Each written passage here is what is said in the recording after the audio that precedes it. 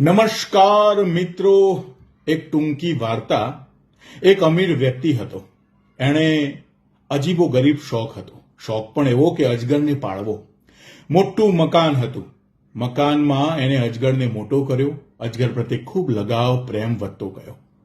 અચાનક અજગરે ખાવાનું બંધ કરી દીધું. રોજબરોજ એ માલિક એને ખવડાવવાના પ્રયત્નો કરે, પરંતુ અજગર કંઈ જ ખાય નહીં. ચિંતામાં આવીને એણે એનિમલ્સ એક્સપર્ટને બોલાવ્યો. એક્સપર્ટ આવ્યો અને કહ્યું કે અજગર ઘણા સમયથી ખાતો નથી. એક્સપર્ટે જોયું અને અજગરને 2-3 દિવસ ઓબ્ઝર્વેશનમાં રાખ્યો.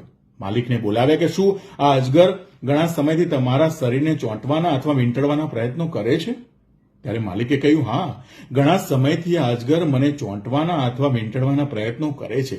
ત્યારે એક્સપર્ટે કહ્યું કે આપ સાવધાન થઈ જાઓ, આ અજગર તમને ખાવાના અથવા ગળવાના પ્રયત્નો કરે છે. ઘણા સમયથી એને ખાધું નથી. એના પાછળનું કારણ એ છે કે તમારું શરીર એના શરીરમાં સમાવવા માટે જગ્યા કરી રહ્યો છે. તાત્કાલિક આને ઝૂમાં મૂકવો જરૂરી છે. આ વાર્તા અહીંયા પૂરી થાય છે.